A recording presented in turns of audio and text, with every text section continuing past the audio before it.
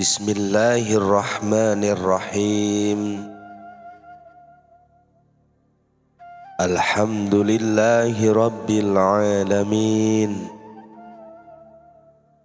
Assalatu wassalamu alaika ya sayyidi ya Rasulullah. Khudh biyadi qallat hilati adrikni. Wahai kaum, berlama-lamalah berdiri dalam menyembah Tuhan kalian, karena Dia memuji orang-orang yang bertakwa di hadapannya. Rasulullah sallallahu alaihi wasallam bersabda, semakin lama berdiri seorang hamba di hadapan Tuhannya dalam solatnya, maka dosa-dosanya akan berguguran, sebagaimana gugurnya daun kering dari pohon pada suatu hari saat angin berhembus keras. Setiap kali seorang hamba benar-benar dalam ketaatannya, maka dosa-dosanya akan berguguran dari dirinya. Hatinya akan bersinar dan relung jiwanya menjadi jernih. Wahai anakku, jadilah orang yang benar, maka kamu akan menjadi orang yang fasih. Jadilah orang yang benar dalam khalwatmu, maka kamu akan menjadi orang yang fasih dalam kebersamaanmu dengan orang lain. Jika kamu menjadi orang yang benar di dunia, maka kamu akan menjadi orang yang benar di hadapan Allah dalam berbicara. Kamu dapat memberikan syafaat kepada siapapun yang kamu inginkan dari kalangan makhluknya, setelah mendapatkan izin darinya dan perintahnya. Dia menerimanya darimu sebagai bentuk kemuliaan bagimu dan menunjukkan kedudukanmu di sisinya. Jadilah orang yang benar dalam segala hal yang ada di antara dirimu dan Tuhanmu, maka kamu akan menjadi fasih dalam mengajarkan sesuatu kepada makhluknya. Kamu akan menjadi pengajar serta pendidik bagi mereka. Celakalah dirimu, kamu duduk di posisi ini, memberi nasihat kepada orang lain, kemudian kamu tertawa bersama mereka. Kamu menceritakan berbagai hikayat lucu. Maka dari itu, tidak salah jika kamu tidak beruntung. Seorang penasihat adalah pengajar serta pendidik, dan para pendengar itu layaknya anak-anak kecil. Seorang anak kecil tidak diajari kecuali dengan kekasaran, memberikan larangan, dan bermuka masam. Wahai kaum, dunia itu fana. Dunia itu penjara, kesedihan, kegelisahan, dan hijab dari Tuhan kalian. Lihatlah dunia itu dengan mata hati kalian, bukan dengan mata kepala kalian. Mata hati dapat melihat segala makna, sedangkan mata kepala melihat segala bentuk. Seluruh hidup seorang mukmin digunakan untuk beribadah kepadanya. Ia bersama lahirnya, sedangkan batinnya ada bersama Allah. Ia tidak bergerak kecuali untuknya. Ia tidak tenang kecuali dengan Allah. Ia tidak bergerak kecuali karenanya. Ia tidak tentram kecuali dengan Allah.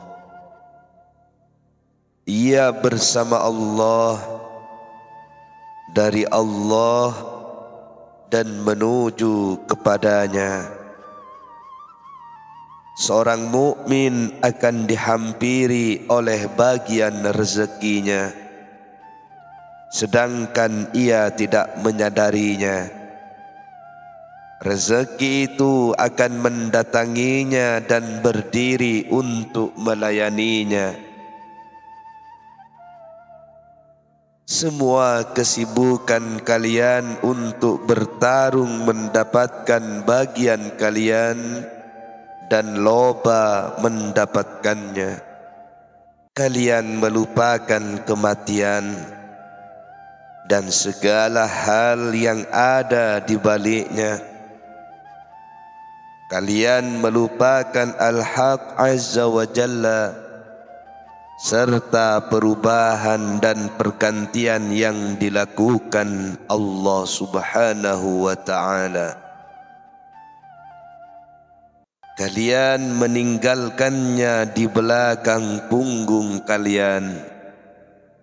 Kalian berpaling darinya, berdiri bersama dunia, makhluk, dan segala perantara.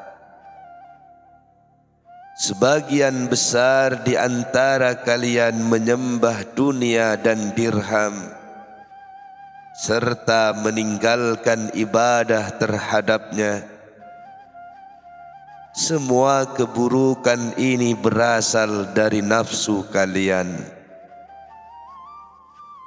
Kalian harus memenjarakan dalam penjara mujahadah dan memutuskan asupan makanannya agar harapannya berada pada patahan dahan kering dan di atas seteguk air.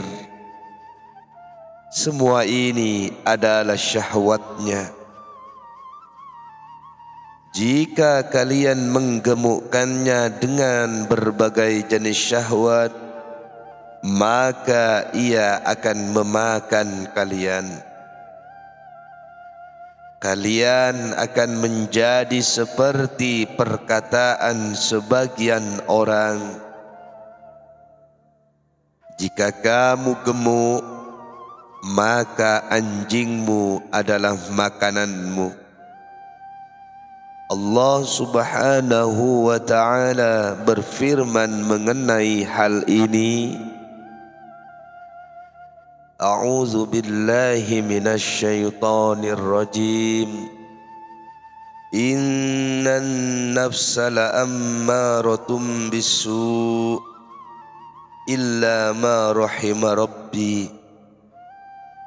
Sesungguhnya nafsu itu selalu menyuruh kepada kejahatan, kecuali nafsu yang diberi rahmat oleh Tuhanku.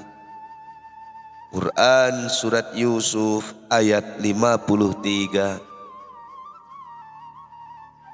Wahai kaum, ingatlah dan ingatkanlah, yang bisa mendapatkan peringatan itu hanyalah orang-orang yang berakal. Dan kaum adalah orang-orang yang berakal yang mengenal perkara dunia, kemudian berzuhud. Mereka mengenal perkara akhirat, kemudian memasukinya. Ketika pohon ditumbuhkan untuk mereka, sungai-sungai dialirkan, kemudian mereka menempatinya, baik dalam keadaan sadar maupun tidur, maka rasa cinta Al-Haq Azza wa Jalla menghampiri mereka. Setelah itu, mereka berdiri untuk melakukan perjalanan meninggalkannya. Mereka menguatkan ikatan hati serta berjalan menuju pintu Tuhan mereka, sehingga mereka bisa menjadi bagian dari orang-orang yang menginginkan ridhonya dan tidak menginginkan selainnya. Mintalah berkah kaum itu. Pergilah menemui mereka, layanilah mereka, kenalilah mereka, dan beradablah dalam menemani mereka.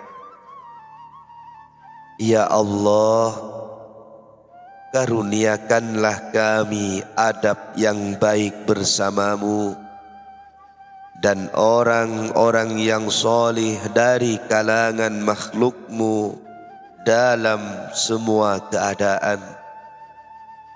Berikanlah kami kebaikan di dunia dan akhirat, serta jagalah kami dari azab neraka.